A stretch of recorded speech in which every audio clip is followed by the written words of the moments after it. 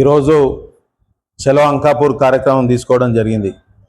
మొన్న 17వ తారీఖు నాడు నిజామాబాద్లో జరిగిన రన్నబేరి కార్యక్రమంలో రాకేష్ రెడ్డి పార్టీ పెద్దలు, పిసిసి అధ్యక్షులు మహేష్ అన్న మీద, ముఖ్యమంత్రి రేవంత్ రెడ్డి గారి మీద, కాంగ్రెస్ పార్టీ మీద అనుచిత వ్యాఖ్యలు చేయడం జరిగింది. దాంతోపాటు ప్రజల్ని రెచ్చగొట్టే విధంగా మాట్లాడడం జరిగింది.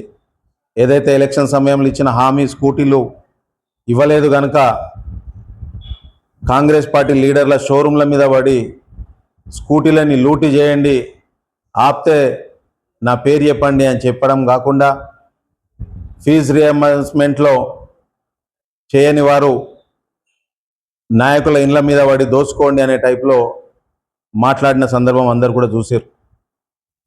గతంలో కూడా పిసిసి అధ్యక్షుడి మీద దమ్ముంటే రాజీనామా చేసి రా, ఆర్మూర్లో పోటీకి సిద్ధమని చెప్పి మాట్లాడడం, కాంగ్రెస్ పార్టీ గురించి ముఖ్యమంత్రి గారి మీద, నాయకుల మీద ఇష్టం వచ్చినట్టు మాట్లాడడం జరిగింది. రాకేష్ రెడ్డికి ఒకటే చెప్పిస్తున్నా, అభివృద్ధిలో పోటీపడు. ఆర్మూర్ ప్రజలు నిన్ను గెలిపించింది అభివృద్ధి చేస్తాడేమో. గతంలో 10 సంవత్సరాలు జీవన్ రెడ్డి ఇష్టానుసారంగా వ్యవహరించి ఇబ్బంది పెట్టిన కారణంగా నువ్వేమన్నా మంచి కార్యక్రమాలు చేస్తావేమో అనుకున్నారు. కానీ పూర్తిగా సినిమా డైలాగులకే పరిమితమైండు రాకేష్ రెడ్డి. ఎలక్షన్ సమయంలో ఊరికి 10 ఇండ్లు కట్టిస్తా అని చెప్పిండు. ఒక్క ఊర్లో కూడా ఒక ఇటుక ఇయ్యలే, ఒక దర్వాజా కట్టియలే. మళ్ళీ మాట్లాడుతుండు మేమే 3000 ఇండ్లు కట్టించినామని. సిగ్గుందా నీకు రాకేష్ రెడ్డి? అసలు నీది నోరా మోర్యా? అసలు ఏం చేయాలనుకుంటున్నావు ఆర్మూర్ నియోజకవర్గాన్ని? ప్రజలు నువ్వేమన్నా అభివృద్ధి చేస్తావేమో, రూపాయికి వైద్యం అని చెప్పి ఎలక్షన్ సమయంలో హామీ ఇచ్చినావు. ఆ వైద్యం ద్వారా ఈ ప్రాంతంలో ఏమన్నా లాభం అవుతుందేమో అనే ఆలోచనతోని నేను గెలిపించారు. బాగ్లింగంపల్లిలో ఉన్న రూపాయికి వైద్యంని బంద్ చేసినావు. మళ్ళీ 5000 ఉద్యోగాలు నిరుద్యోగులకు ఇస్తానని చెప్పి హామీ ఇచ్చినావు. అవన్నీ పక్కకు పెట్టి మా మీద పడి ఏడుస్తున్నావు. ఆల్రెడీ 8 కోట్ల అప్పు ఉంది. కేసీఆర్ 10 సంవత్సరాల క్రితం కూర్చున్నప్పుడు నెలకి 600 కోట్లు కడితే ఇవాళ అదే 6000 కోట్లు సుమారు అసలుకి వడ్డీకి కడుతూ మేమేమైతే సంక్షేమ కార్యక్రమాలు చెప్పినామో, సన్న బియ్యమే కానీ, 200 యూనిట్ల కరెంటు కానీ, 5 లక్షల రూపాయలు గతంలో ఆరోగ్యశ్రీ ఉండే దాన్ని 10 లక్షలు చేపించినాం. ఉచిత బస్సు ఇస్తున్నాం, 500కే సిలిండర్ ఇస్తున్నాం, కరెంటు 200 యూనిట్ల వరకు ఉచితంగా ఇస్తున్నాం.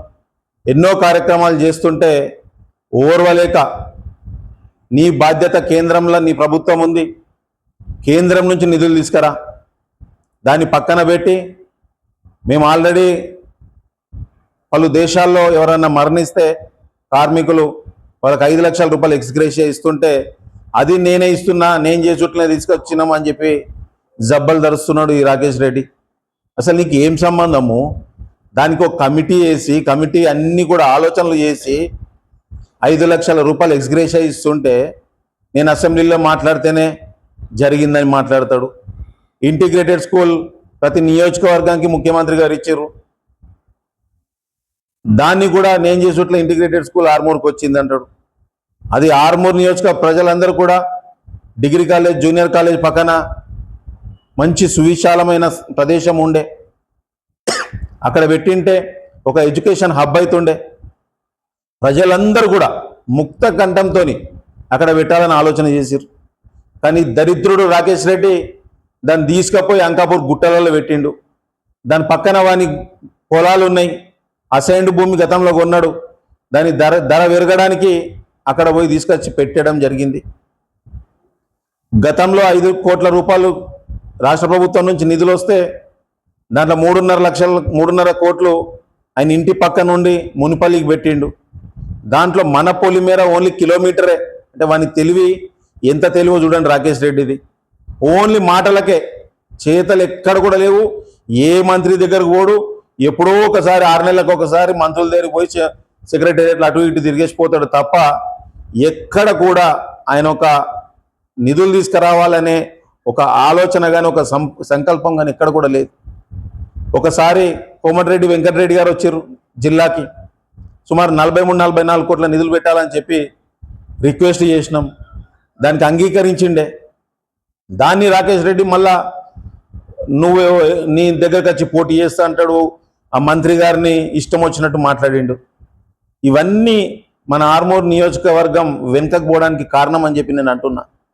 రాకేష్ రెడ్డి ఏదున్నా మళ్ళీ చెప్తున్నా, ఇంకొకసారి మా పార్టీ మీద కానీ మా నాయకుల మీద కానీ ఇష్టం వచ్చినట్టు మాట్లాడితే బిడ్డ నేను ఆర్మూర్లో తిరగనిచ్చే పరిస్థితి ఉండదని చెప్పి కూడా తెలియజేస్తున్నా.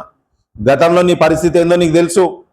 అంకాపూర్ ప్రజలు నిన్ను అంకాపూర్ గ్రామం నుంచి నీ గ్రామం నుంచి తరిమి కొడితే ఊరు బయట వచ్చి పడ్డావు. మళ్ళీ ఈ ప్రాంత ప్రజలు ఎట్లయితే పాండు గారిని ఆర్మూర్ నుంచి తరిమి కొట్టిర్రో అదే పరిస్థితి నీకు వస్తుందని చెప్పి తెలియజేస్తున్నా. ఏదున్నా అభివృద్ధిలో పోటీవాడు, కేంద్రంలో నీ ప్రభుత్వం ఉంది, నీ గుండు అరవింద్ గారు ఉన్నాడు, వానితో కూడా నీకు చక్కగా లేదు. వానితో చక్కగా ఉన్నా కానీ వాడో 2 రూపాయలు తెస్తే తీసుకొస్తుంటివి. మనకి కేంద్రీయ విద్యాలయం మన జిల్లాకు వస్తే ఆయన అడిగి తీసుకురావాల్సిన పరిస్థితి ఉండే, అది తీసుకొచ్చి నీ గుట్ట మీద పెట్టుకుంటే అయిపో. అది కాస్త పక్కన రూరల్ నియోజకవర్గానికి పోయింది. నేను ఈ మధ్య ఆర్ఎం మేడం డిపోకి వెళ్ళిన, నిజామాబాద్ డిపో మేడం దగ్గరికి వెళ్ళిన, మంత్రి గారితో పొన్నం ప్రభాకర్ గారితో ఫోన్ చేయించిన, అన్న కొంత మా ప్రాంతాల్లో ఇంకా కొన్ని బస్సులు కావాలి, కొన్ని గ్రామాల్లో 1-2 గ్రామాల్లో బస్సులు వస్తలేవు, కొంత బస్సులు పెంచండి అని చెప్పి పోతే ఆర్ఎం మేడంకి చెప్పడం జరిగింది. నేను మేడంని అడిగిన, మేడం మరి ఎప్పుడైనా రాకేష్ రెడ్డి వచ్చి బస్సులు కావాలని ఎప్పుడన్నా అడిగిందా అంటే, లేదు సార్ ఆయన మొత్తం డిపోనే ఊలగొట్టి కొత్తది కట్టాలంటుండు, బస్ స్టాండ్నే కొత్తది కట్టాలంటుండు అని చెప్పి చెప్పడం జరిగింది. అంటే వాని ఆలోచన ఎక్కడ కూడా ప్రజలకి సేవ చేయాలనే ఆలోచన ఉండదు.